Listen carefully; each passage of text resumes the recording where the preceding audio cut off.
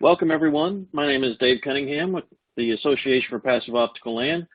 I want to welcome you to this webinar in the series that the Association for Passive Optical LAN is hosting. This one is entitled Passive Optical LAN, Enabling the Internet of Things. I want to thank you for attending the webinar. I know you get a lot of invitations, so we're privileged to have you with us today, and we've got some great experts that are going to help you understand the Internet of Things, what it is, and how it will affect the businesses that you have. So on the agenda today, we'll start. I will walk through the Association for Passive Optical LAN, just a few details about the association and what's happening with us in 2017. Then we'll have three presenters from IBM, CommScope, and Tellabs, and they will walk us through the presentation material, and then we'll follow that up at the end with a question and answer. You'll have a question and answer window on your screen there, and you can type in those questions during the call. And as we're talking through the presentation material, you're typing in those questions, we'll get those queued up so that we have those questions available at the end, and we can have our panelists respond to your questions at that time. So with that, we'll go ahead and first talk about the Association for Passive Optical LAN. Again, my name is Dave Cunningham, board chairman for the association. Been involved in the association since its inception, and we were actually founded on August 6, 2013. That's when we announced the formation of the organization, with the mission of it advocating for education around passive optical LAN in the industry. And we're an association, a nonprofit organization composed of manufacturers, distributors, integrators, and consultants who are actively involved in passive optical LAN. Again, we take this industry very seriously, and you might wonder, how big the passive optical LAN industry has become. So this is the current membership in the Association for Passive Optical LAN. You see the founding members across the top there, and then we have members in the platinum, gold, and silver sections, and you'll see a lot of names that you may recognize and others that you don't, but I would encourage you to go to our website, applelandglobal.org. You'll see these lists of members, and you can actually go to the members' websites and check out what they have related to passive optical LAN. And I would encourage you to do that because it's a great group of companies that have come together and that put both the material for this webinar as well as all of the efforts done by the association are performed by the companies that are members. And if you're interested in joining the association, there is a form on the website, and you can submit the form and be evaluated for membership. And you can see the membership levels and the different privileges that each of those levels has. So if you look at what's happening in 2017 with the Association for Passive Optical LAN, we've got new members that are joining all the time. We've actually expanded the scope of the association so that we can also include activities going on in Europe. We did that last year, and then this year we're moving into the Asia Pacific region with the association to have representation from both of those major regions in committees on the Association for Passive Optical LAN. We're on social media. You can follow us on Twitter and LinkedIn, and then we actually have a newsletter that goes out with more than 1,000 subscribers that our members can reach in that fashion. We are constantly working on webinars like this, news releases, articles, those kind of things, and online readership of over 2 million when we do those activities. And also we have a training program we've worked with Bixby on. If you need continuing education credits with Bixby, those trainings go on generally at the Bixby conferences. And we've trained over 300 professionals in passive optical LAN technology, and we're more than happy to train more as the opportunities present themselves. So we're going to start out today's actual content with Matt Rothra. He's the Associate Partner for Internet of Things with IBM's Internet of Things practice, and he's going to tell us some of the considerations that you should think about related to the Internet of Things. So, Matt, why don't you take it away? Yeah, good morning. Thanks, Dave. And again, my name is Matt Rothra. I'm with IBM's Global Services Group in the IoT practice. Been working with IoT for about the last 10 years, even before it was called IoT. Things like M2M, device management, streaming analytics. but happy to share some insights I have today. At this point, I assume everyone is vaguely familiar with IoT. There's certainly a lot of advertising around it. You know, the idea that your dishwasher or your trash can might be connected to the internet, or even people using wearable technologies. So what I'd like to do today, though, is actually take it just a little bit deeper. So let's talk about what is IoT. And the answer really is, you know, when it gets down to what are the components, the technologies, you know, the answer is going to be dependent upon who you're talking to, because there's really a wide variety of ecosystem technologies and vendors. The landscape is quite complex. So if you think about, you know, starting, you know, into the silicon, the sensors, you know, being able to detect various aspects of that, that gets assembled into IoT devices, you know, where they can take on various form factors of any kind. And then typically those devices in turn talk to gateways. Those gateways may be intelligent gateways where you're doing some sort of edge processing within the network rather than transforming things up to the cloud, transferring things up to the cloud. And of course, a wide variety of networks are available and choices. Things like, for example, even for remote types of situations, long-term, long-range power networks, cellular, make it more pervasive. And then we get into, for example, once it gets up in the processing, the cloud has become more of a de facto standard now for being able to implement these types of solutions, just for the sheer volume of data and the ease of deployment. And then finally, you got to take action on that data and make sense of it. And this is where the value comes in. And so there's a set of applications on top of it. So for the purposes of this conversation, when I'm talking about IoT, I'm really talking about the end-to-end type of solution here. And that's really where the business value will start to surface. So let's talk about some key trends in IoT. So on the left-hand side, we're talking about technology. So there's an idea of cognitive analytics. So we're ingesting through a fire hose a tsunami of data coming from all these devices. And now the issue is how do we make use of that? How do we learn from it, and how do we take action on it, right? So what we're looking for is systems that enable you to understand, reason, and learn. Things like IBM's Watson technology, which you've probably seen on TV.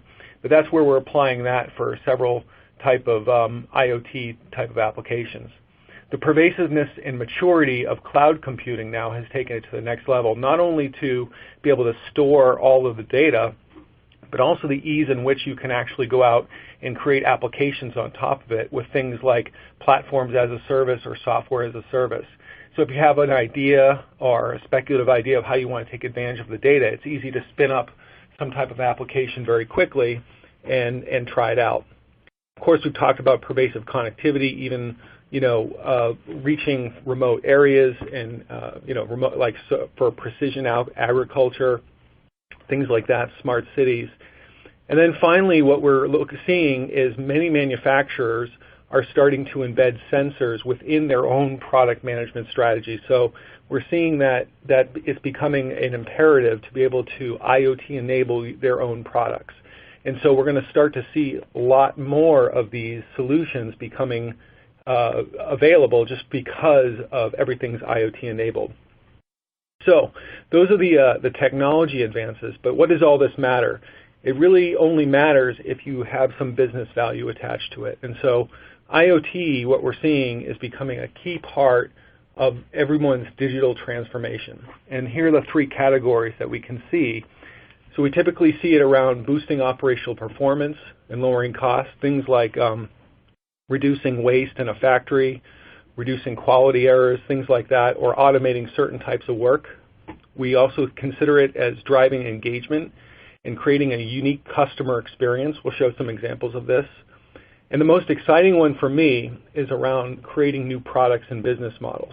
And this one is really interesting. So for example, we think about a tire manufacturer that has instrumented their tire, and they're monitoring the tire pressure, various other aspects of the tire. Well, all of a sudden, that tire manufacturer goes into the fleet management business. So they can be able to, inform the drivers and the fleet around fuel costs, their carbon footprint, safety issues. So it becomes very interesting. IoT is creating a very mixed-up situation in industries where you're starting to cross over industries and create new revenue streams. So it's all very exciting. So as it relates to this conversation, let's talk about scale. So, we've heard the estimates around the number of connected devices that are, potentially 26 billion by 2020. So let's take a look at this example, which is a stadium. So if we think about a sensor under each seat, and then, for example, each person connected via mobile, maybe one or two wearables, like a watch, for example, or something else, maybe a shirt. And then, of course, you have all your critical assets in the stadium, such as trash cans, paper towel dispensers, vendor carts, what else. That single stadium could easily reach over 1 million endpoints very quickly as IoT starts to scale. So the concern there is that, we're talking about a high density of IoT devices all compressed into a single area. So really what we need is a networking backbone that's ready to support such a large number of connected endpoints while minimizing the complexity. But the second half of that story, and this is where end-to-end really comes in, is not just the endpoints, but it's the digital experiences that you will create using these endpoints, using these IoT, the awareness of the world around you. And so it's all about being able to, for example, if you're engaging with your customers, with your employees, using mobile devices, we're going to be streaming live content in response to some of these IoT devices, audio, video, all of that needs to be able to be done in a very efficient way. And of course, in a stadium, the concern is how do we engage 100,000 fans instantaneously and simultaneously to be able to get that done.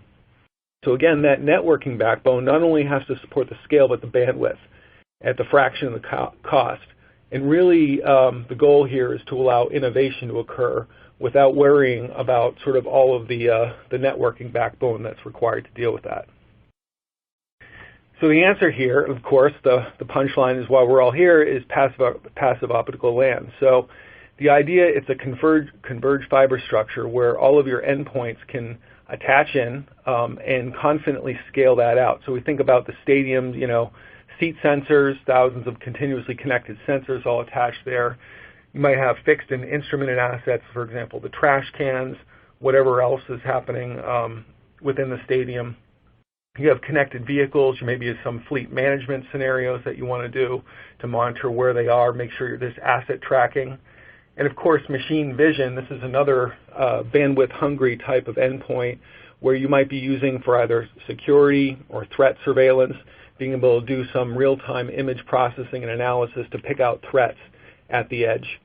And other types of things where, for example, NFC, RFID tags, all will start to generate more traffic as you're tracking the supply chain and watching things come in and out of this stadium by way of example. So, and then of course the digital streaming aspect for the digital experiences.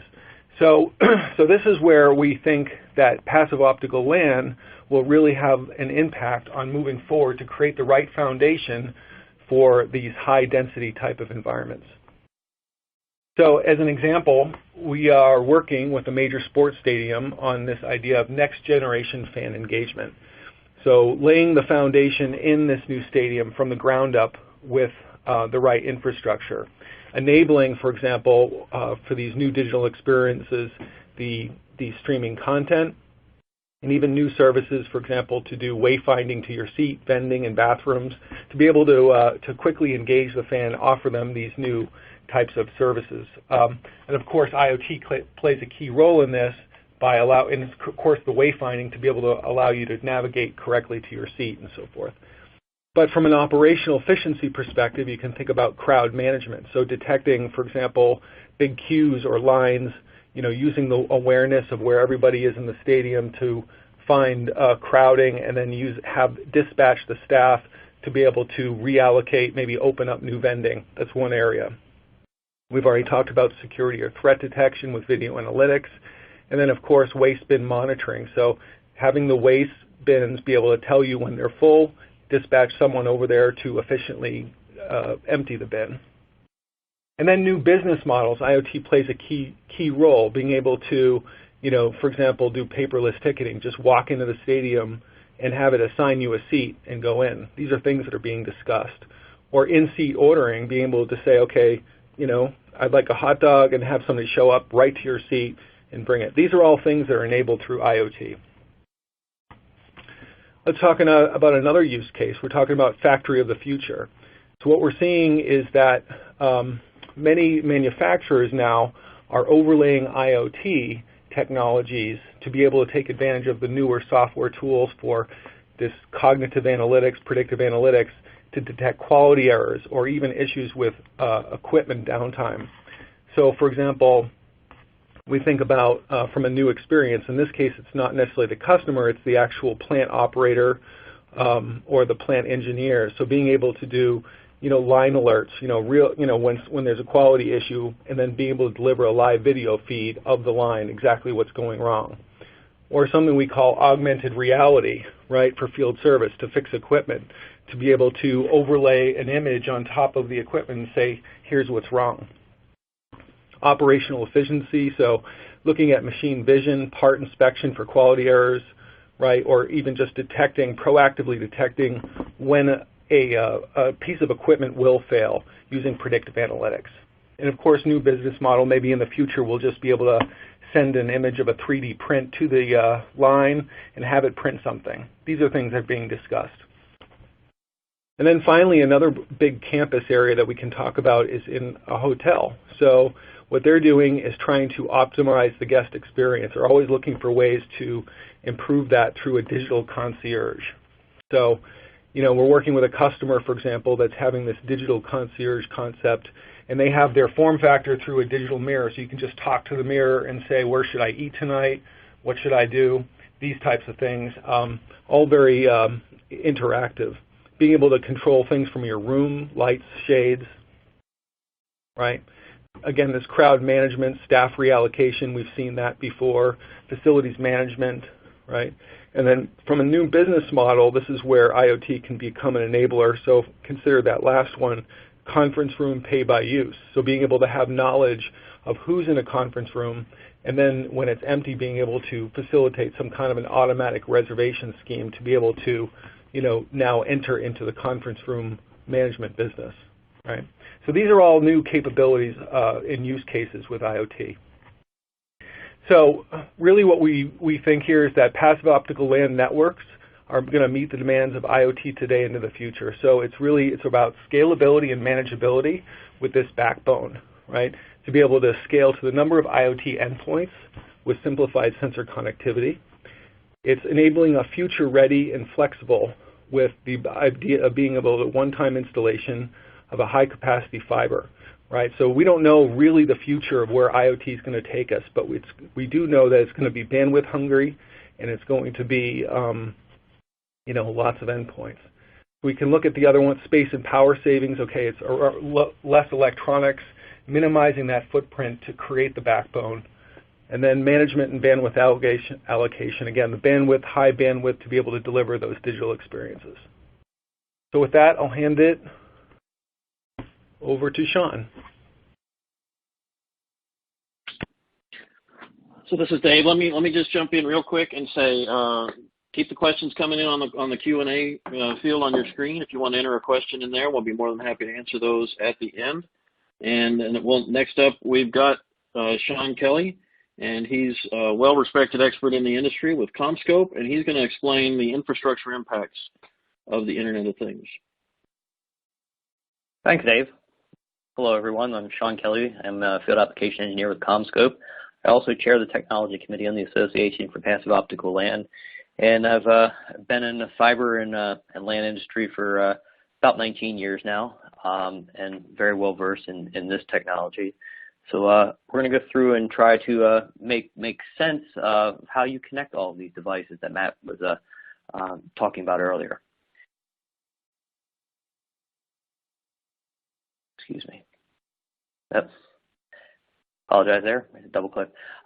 So when Matt was talking about those potentially millions of end-connected devices and these different shapes and sizes of devices that we're not used to in our local area networks, or even beyond our local area networks, we may have thoughts going through our heads, similar to that picture on the left there, where we're lost or confused, perplexed. What is this thing going to look like? Matt said we don't know where this is going or what it's really going to look like, but we really have to have an infrastructure that's going to be prepared. So a way to really simplify the thought process on that is something we've all been familiar with, and that's like a converged building. We're bringing multiple independent networks together as one converged system.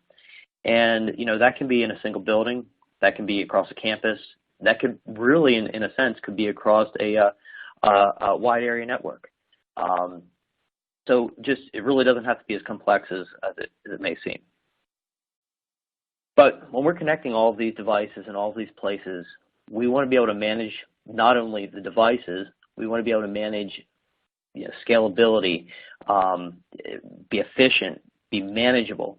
And so in those two categories, in the efficiency part, if you think about if we add more and more IP-enabled devices, that's going to be more and more electronics that are going to generate heat. And then you take some of their supporting type of equipment like your HVAC and UPS, that's going to be a big increase.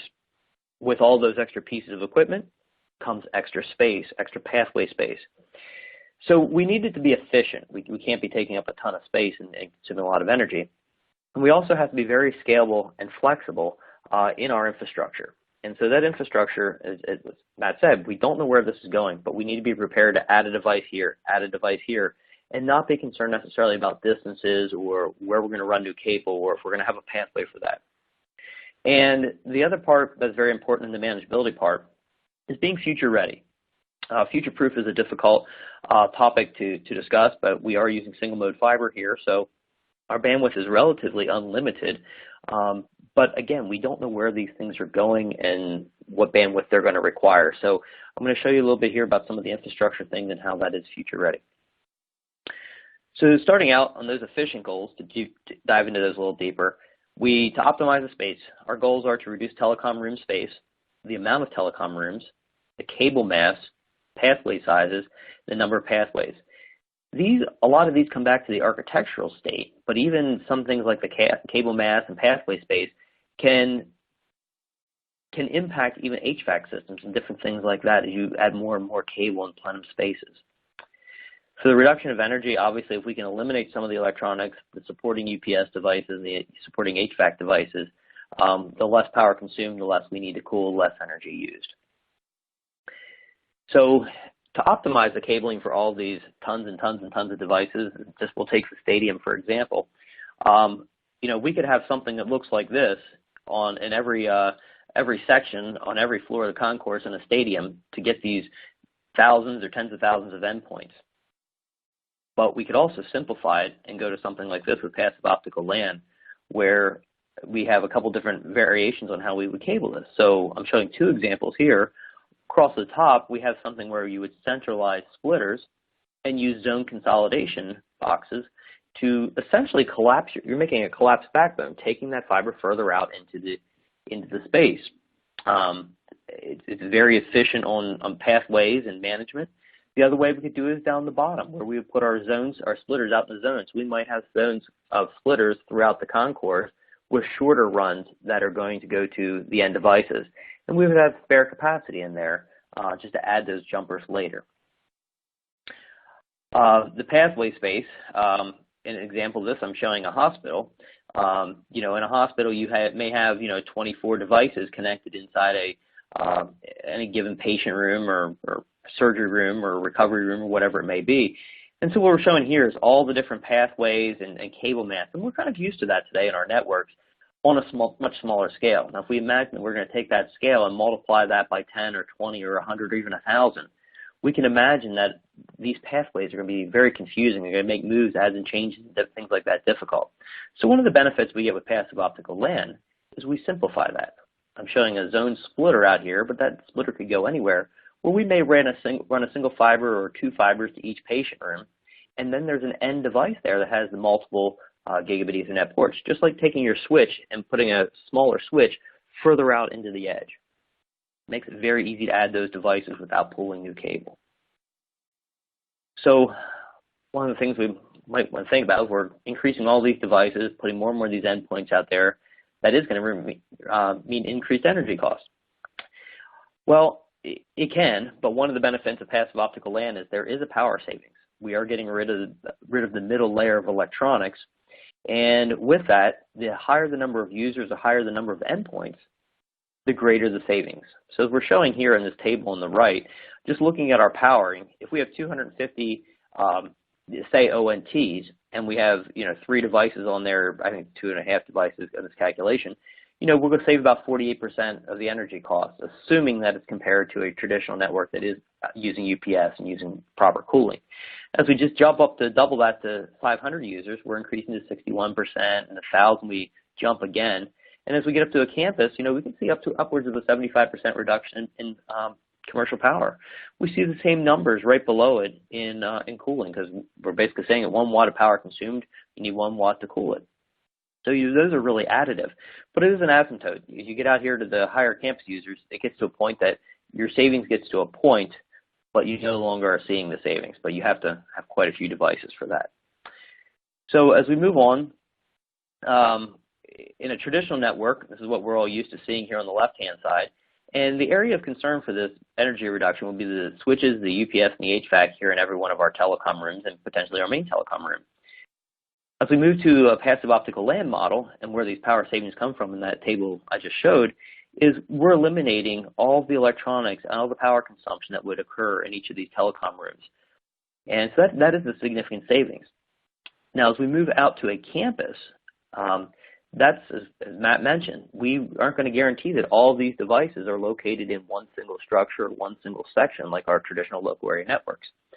So in that main building, or your first building where you put the OLT, the head-end piece of the passive optical LAN, we have exactly the same savings here in our telecom rooms. But when we go to a campus environment, we simply use that same OLT and from there, use outside plant cable to our very next building, either transition inside plant or continue it if it's within 50 feet. We can come in, go to a splitter. Again, it's passive, no switches, UPS or HVAC, and then go out to that edge device, that edge ONT device. So if you notice here, not only are we eliminating the power consumption in the telecom rooms here, we're also getting rid of our building aggregator, our main telecom room. So we're eliminating the cost associated with that. So in the manageable, we have 2 different things we want to have here. We want to be manageable, be scalable and flexible. We want to scale for capacity, so we never know when and where we're going to be adding devices. We may need to scale for coverage. We may need 3 devices in an area we previously needed 1 device, so we need to plan for that as well. Obviously, we're all budget constrained. We have to figure out how can we efficiently make these moves, adds, and changes without breaking the bank. And then the simple management of patch and path. The idea is here that we can patch any splitter or any path to any end given device without having to search for that or find an open port to plug it into. Being future ready, we want this technology to be able to span, especially the cabling infrastructure, to span multiple generations, minimize cable refresh needs, handle data rates of tomorrow, and be ready for future device locations wherever they might be. So one of the things with passive optical LAN is it's very scalable. What I'm showing here is a 19-inch rack-mounted OLT and a full-size chassis. I'm showing 1x32 splitters, which is de facto standard, and 4-port ONTs. We recognize that some OLTs have more ports more card ports than 4, and some ONTs have quantities of ports greater than 4. But in this example, we're going to use 4. So if I have 14 line cards in a full-size 19-inch rack-mounted chassis, I have 4 ports per card, which means I have 56 PON ports. If I was to connect each one of those 56 PON ports to a 1x32 splitter, that means I can hit 1,792 4-port ONTs. Each of those 4 ports is going to equate out to 7,168 gigabit Ethernet ports off of one single 19-inch rack-mount chassis.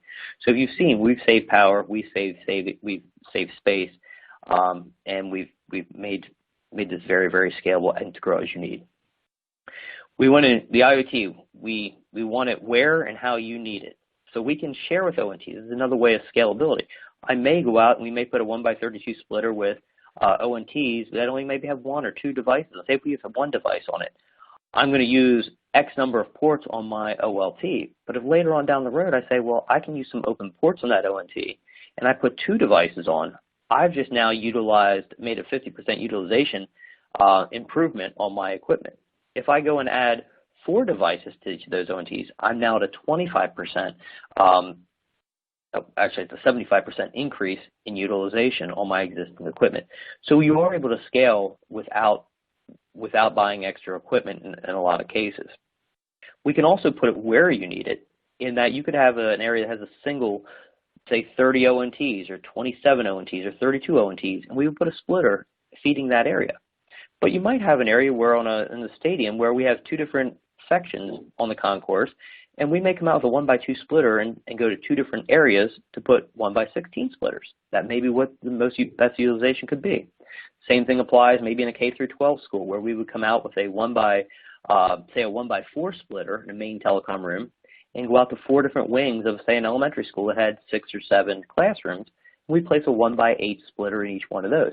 Again, any of these scale from a K through 12 school to a large stadium to a campus environment to a resort and entertainment park. It really doesn't matter. The idea is we're going to put those devices where you need them.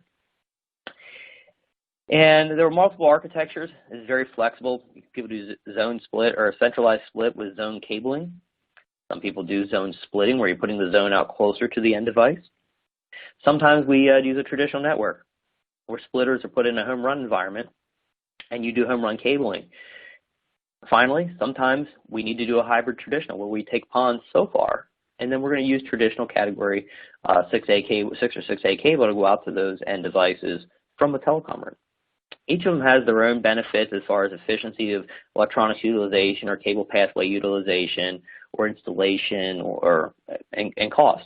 But the idea is you're not stuck to one infrastructure. It's really making an infrastructure. You get to choose your infrastructure to suit your needs and your growth needs of the IoT. So in past, present, and future, we're using one infrastructure. As we see, passive optical LAN is not new. Passive optical networking is not new. It started out with APON in 1995. One of the highlights we're showing here is the first passive optical LAN deployment. It was about a little over 10 years ago, so we're celebrating that. But one of the things you'll see on this right-hand side of the ITU, and actually what we see on the left-hand side on the EPON for IEEE, is that the single-mode cabling and splitters, that infrastructure remains unchanged the whole way back from APON that started in 1995 up to the newest future standards that have been ratified of NG-PON1 and NG-PON2 using TWDM technology. So we're not changing out our infrastructure. So we're only going to upgrade the users that are needed. So what I'm showing here on the left-hand side is say we have a traditional GPON system. If we need to add 10 GPON with the next generation, what we can do is simply use a different line card or a different port or potentially a smaller pizza box type OLT that serves that 10 GPON technology and go through a 2x32 splitter, go through the other input of that splitter, and then we can go out to end devices that need the higher bandwidth or the higher service quality, and we can substitute that with a 10 gig or 10G ONT while the other ones stay on GPON technology. The way that we're able to do that is we've added in some other wavelengths. In a traditional GPON, we're using wavelengths of 1490 for downstream, 1310 for upstream, and 1550 for analog video. We've added in other bands of light for downstream in the L band as compared to the original S band of 1490. The XG-PON or 10 gig PON is going to be 1577 nanometer downstream and 1270 nanometers in the lower O band in the upstream. What this means is all these different bands of light and different wavelengths allow them to simultaneously pass each other in that single strand of single mode fiber without ever interfering with each other. They don't see each other as they pass. So those unique bands prevent signal conflicts, which is really going to take you into the future readiness. So passive optical LAN, the cabling infrastructure is ready for your IoT requirements. Where we can have IoT devices where you need them. The nice thing is we're not limited to 90 meters as we are in traditional local area networks. In this case, from that OLT at the head end, it's your layer 3 device, up to any one of these far edge switch ONT devices, we can go 12.5 miles on standard class D+ optics. From those ONTs, if you think of this again as a collapsed backbone, we've now put our switch far out on the edge device, but as long as we're using solid conductor category 6 cable, we can go another 100 meters to any of those devices. So it's really, again, devices where you need them. And passive optical LAN also allows us the ability to do redundancy. So we can have a primary path and a redundant path that if at any point there's an interruption in signal, whether it be on the port of the OLT, the card, a physical pathway, an input to a splitter, whatever it may do, we can have a sub-second failover to that secondary path and keep your mission-critical services online. So we've covered there the the efficiency and the manageability of the Internet of Things for Passive Optical LAN. I'm going to turn it over to John Hoover to talk a little bit more about the electronics management and how this is all comes together. All right, this is Dave Cunningham. Thanks again, Sean and Matt. So Matt introduced the Internet of Things concept and kind of walked us through the impact that would have on business and the way it enables more proactive and more useful business decisions. And Sean took us through how the Internet of Things will impact infrastructure and what the infrastructure options you have for a passive optical LAN are, and how that enables the Internet of Things to actually work in a network ecosystem. And now John Hoover, our Association for Passive Optical LAN chair of the marketing committee, is going to walk us through the network management and how managing this entire network infrastructure that's handling this Internet of Things that's coming at us is important. So if you have questions over the first two sections, please enter those in. We'll get those queued up for the question and answer session. And John, I'll turn it over to you. Thanks. Okay, hello everybody. And just a little background on myself, where I came from, what I've been doing over the past couple decades. Currently, I'm a senior product manager with Tellabs, supporting the enterprise-based passive optical LANs being deployed in federal government, education, healthcare, hospitality, and retail-like environments. And then, going back further, 15 years, I was part of, early deployments with service providers with voice over IP and IPTV, and the first passive optical networks going out in the service provider markets. One in particular, the Verizon Fios deployment, and that goes back to the 2003 timeframe. So that's my background. Like Dave said, what I'm going to talk about today has to do with more the software and the software management of these passive optical LAN systems. And if we look at that, it's very well adapted for Internet of Things because it's all centralized architecture and intelligence and management. And when you have that, it lends itself to IoT, intelligent buildings, machine-to-machine connectivity, and the cloud and wireless. And why do I bring up cloud and wireless? Those are two technologies that also have centralized architecture, intelligence, and management. And when we have this in place, the key is that we can do service automation. We can automate the initial provisioning, the everyday operations. And when you do this type of automation, you get these side benefits as well. You actually create a network that has higher availability, better security, and it really helps corporations with IT talent shortage and IT skill set gap. And this is all very important for IoT when things get a little bit more complex.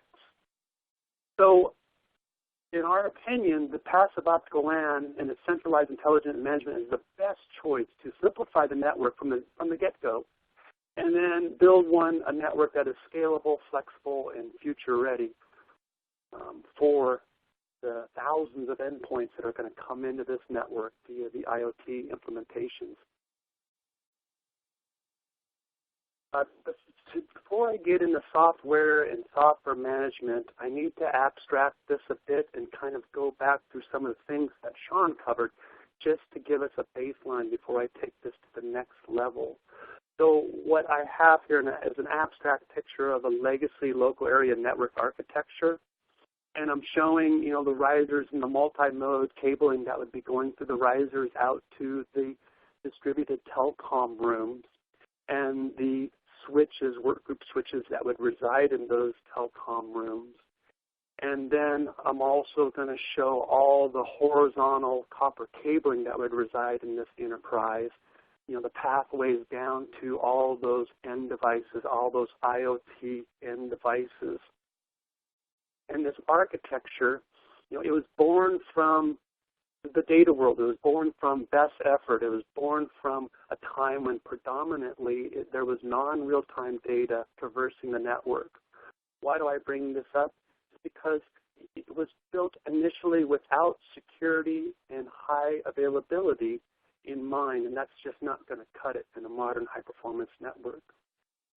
it was also very much a cookie-cutter approach because at each point you had distance limitations that just dictated where a telecom closet was and dictated where the next switch was, etc.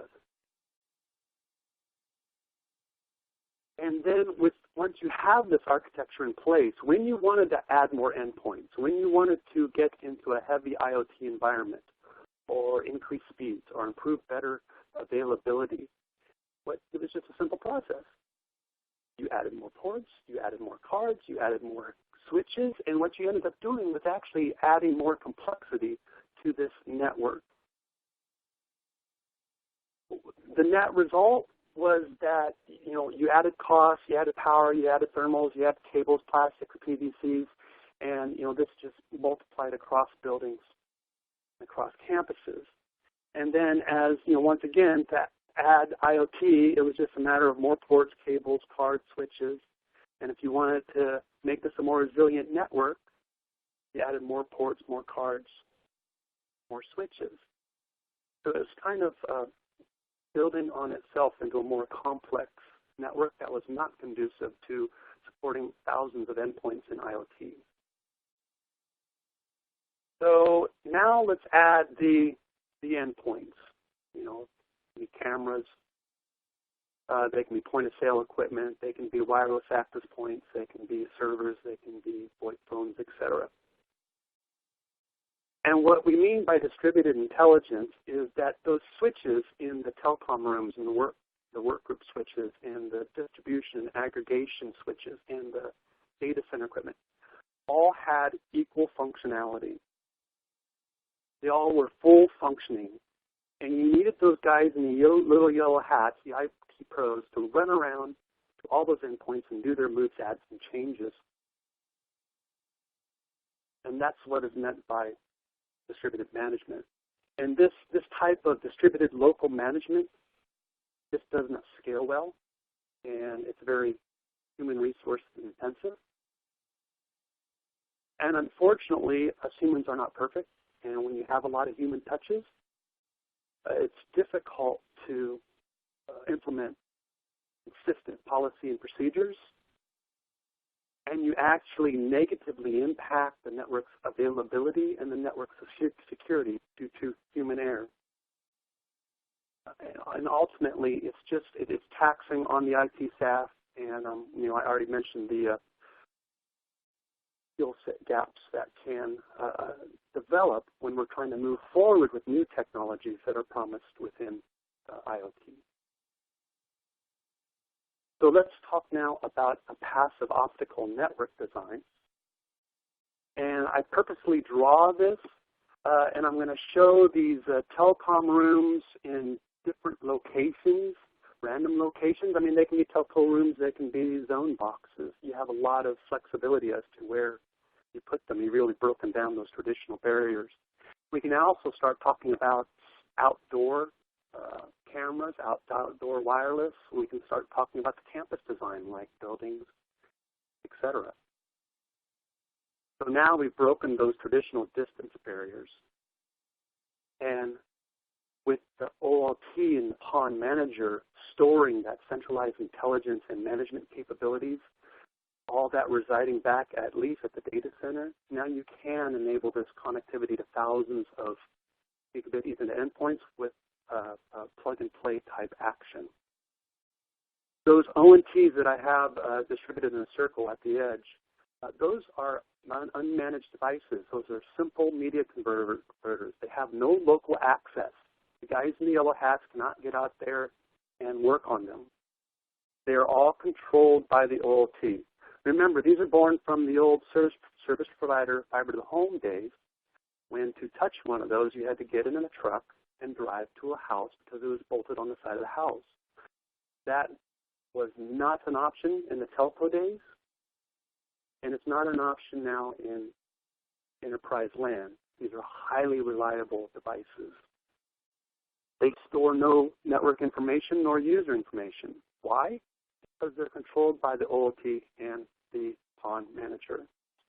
Think of them as thin client. Think of it as the old client-server type relationship. So now let's add the IoT devices. And, you know, this is what the manager and the OLT sees. You know, it doesn't matter if these ONTs are 600 feet away or if they're 6,000 feet away. I'm trying to illustrate, you know, this concept that it's a virtualized gigabit Ethernet port extension. That OLT that can support thousands of gigabit Ethernet endpoints, this is what it sees. It's pretty much one big switch. I mean, I don't mean to be overly obvious, but there's nothing in between it. It's all a passive network. I mean, that's just why it doesn't see any aggregation, distribution, or workgroup switches. There's nothing there. It is the one big switch with thousands of gigabit Ethernet endpoints. So at this point, you can define profiles and policies and procedures in software. You can define traffic management criteria, and you can dynamically allocate those resources of bandwidth, QoS, security, and the end services in real time based on the real needs in software. Sounds a lot like software-defined networks, and it truly is. So this centralized intelligence, now you can fortify, have consistent policy and procedures. You can speed up the moves, adds, and changes, reduce human error, and actually improve the security of the network.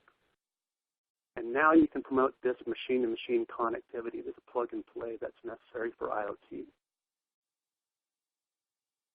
So just real quick, this is probably on your mind. Are all those Ethernet points accessible? No, they're all default in a natural default state is locked. You need a two-way handshake at the PON level before you can open up that port. But then again, all the network access controls take over at that point in time, so you have another layer of security. And this PON manager, you know, you can sit in the data center, you know, someone behind a swivel chair with one screen, one computer. They can be back at a remote office, or we can even make this cloud-based. And then it's that PON manager that houses the profiles that can build into the greater wizards. I'll call them a global wizard that really define this whole campus, this whole network. So let me bring this all together now. So the profiles can be made by a senior IT technician on VLANs, traffic management, network access control, and power over Ethernet criteria. Those build into those higher profiles that would connect to point-of-sale equipment, wireless access points, the VoIP phones, the users. And the wizards, at that point, you have this global wizard that can apply to a point-of-sale equipment when it gets plugged in, or that WAP when it gets plugged in. So now you're eliminating those local management, distributed type management. And we know that modern traffic, 90% of it exits the LAN, goes straight to the WAN. Why? Because of cloud and hosted managed services and wireless type traffic patterns these days. Everything is going back to the WAN to exit. The days for localized switching are done. So what those old legacy networks did and did well in their mesh technology, mesh architecture, that's not needed anymore. Everything's exiting the LAN right now.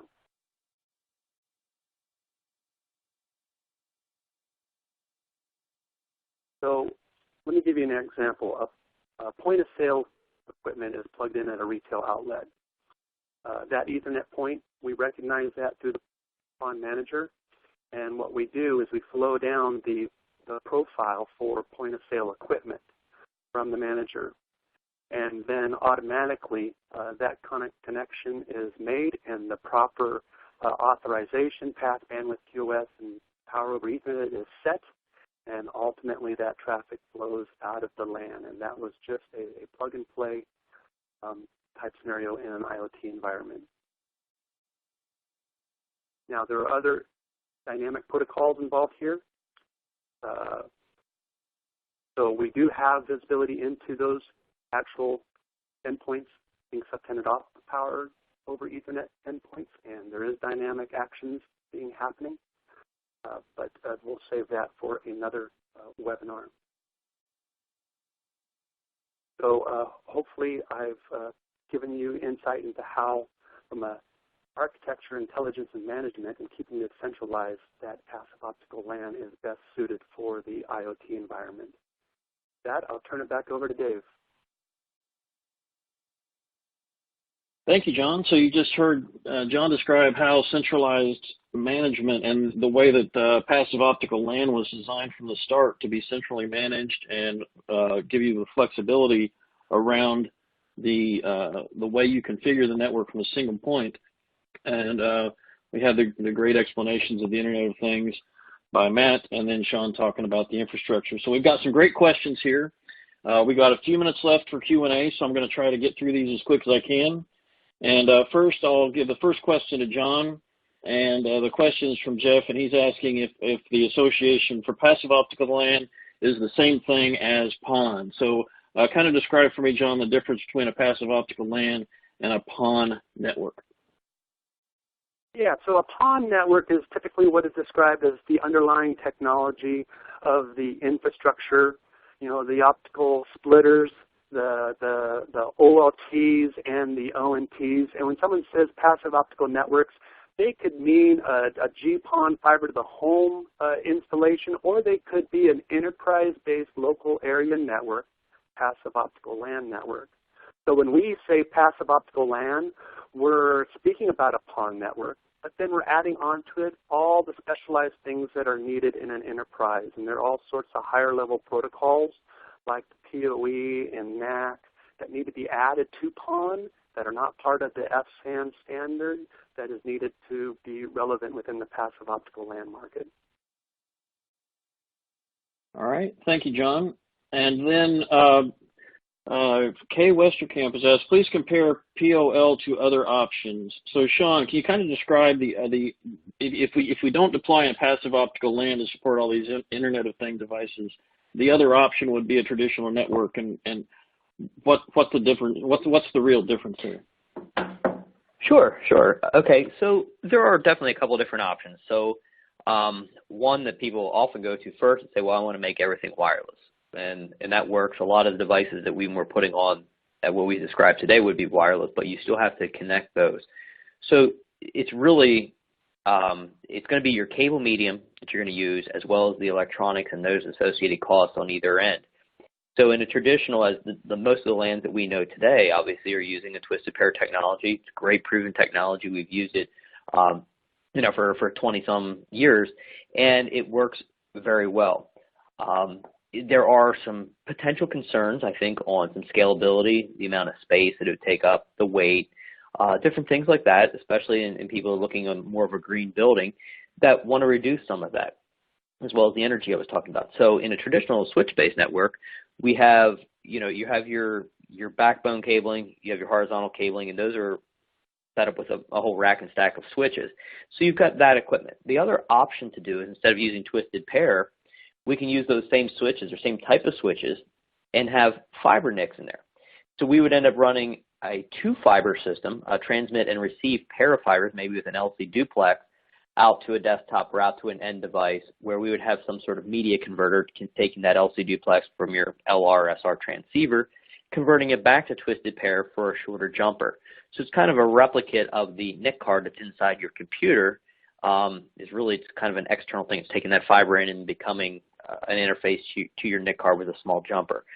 One of the problems that you get into with that is a lot of times that's multi-mode fiber, and multi-mode fiber tends to be a little bit more expensive than single mode, but then you're paying for an extra piece of electronics on both ends, a more expensive fiber transceiver on both sides. One of the nice things about passive optical LAN is it becomes a point-to-multipoint topology, which ends up saving you a lot on your electronics. So with a high-power optic at the OLT, we're able to go out through that passive splitter and reach multiple endpoints that have multiple ports on it. So you're not, for every, say, desktop in an office environment and your fiber path, you're not looking at a one-to-one piece of a transceiver on each end. And that's where some of the savings come into play.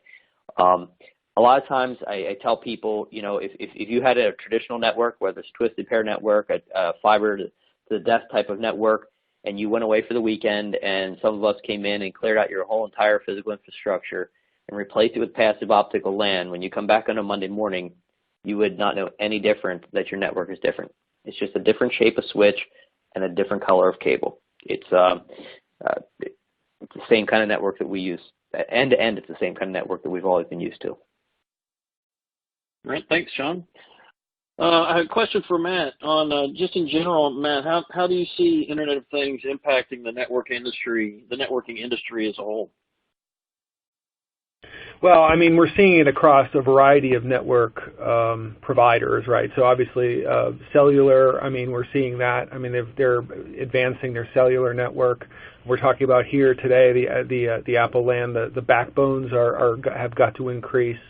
There's other options, you know, for short range and long range, but those are typically very low data rates. You know, for other types of use cases. So we're seeing the impacts. People are realizing the practical rollout of this stuff is going to require, you know, different type of networking options for sure. All right, great, thank you. A couple technical questions. John Hoover, can you? The question is from Jeff. Do the OLT and the ONT create VLANs, and can they support layer 2 and layer 3 features of typical local area network switches? Yes, absolutely. I kind of went into some of the higher layer protocols that are present across this system. The NAC protocols, Power over Ethernet protocols. At the end of the day, the Ethernet switch at the end of the ONT and the OLT are IEEE standards based. And what you see in a standards switched traditional architecture, those Ethernet features and functionalities are also supported on the OLT, Ethernet uplink, and the ONT as itself. So there's no real difference there. All the same IEEE protocols are supported. Great, thank you, John. And Sean, could you please describe briefly, the question is from Jeff on connectivity. Is it single mode only, or does it use multi-mode as well? Well, it's a good question, and we're still, I think, writing the book on that. Primarily passive optical networks, passive optical LANs have historically used only single mode fiber. That allows you the distance and the high bandwidth and things like that. Though recently, and it's something that's been revisited, something we all looked at a couple years ago, is the ability to use multi-mode fiber on passive optical LANs. And given the power of the optic being and the shape of the light beam, we are able to go over multi-mode fiber for a certain amount of distance without getting pulse spreading and just overall the light path spreading that would potentially cause a higher loss. Passive optical LANs have a very high loss budget, so that is something that's going to allow us to take that extra loss. However, we do have to be concerned about the bit rates. While it physically can be done, I think we're looking. We have a little bit more research to do on that in making sure that the reliability is where we want it to be before we encourage using multi-mode as a replacement to single mode. All right, thank you. And John Hoover, a question from Jeff on, with a fiber break, are there OLTs that can act in a redundant mode, or is it just a single point of failure the only option? We have 2x splitters. You can have fiber route diversity in the infrastructure. You can support those two connections coming back to, let's say, redundant PON cards, or you can come back to redundant OLTs. So, for example, those OLTs could be located in different geographical locations in different buildings. So these systems are deployed in highly secure military networks where this type of redundancy is very important. All right, thank you, John. And we are out of time. There are a few more questions left to answer. So what I would encourage you to do is to check back when we have the webinar posted. We will take these questions that we did not get to. We will try to get some answers attached to them, and you'll see these answers either on the website as part of the webinar, or in future publications from the Association for Passive Optical LAN. But I want to thank everybody for attending. We had a great attendance today and great questions from the audience. And I'd like everybody to just appreciate the presenters that we had today. Matt, Sean, and John did a great job, and I appreciate their effort that went into this. There's a lot of work behind the scenes in putting these webinars together, so I also want to thank everybody who participated in making this a success. So thank you all for joining, and I hope you all have a great afternoon, and we'll talk to you soon. Thanks.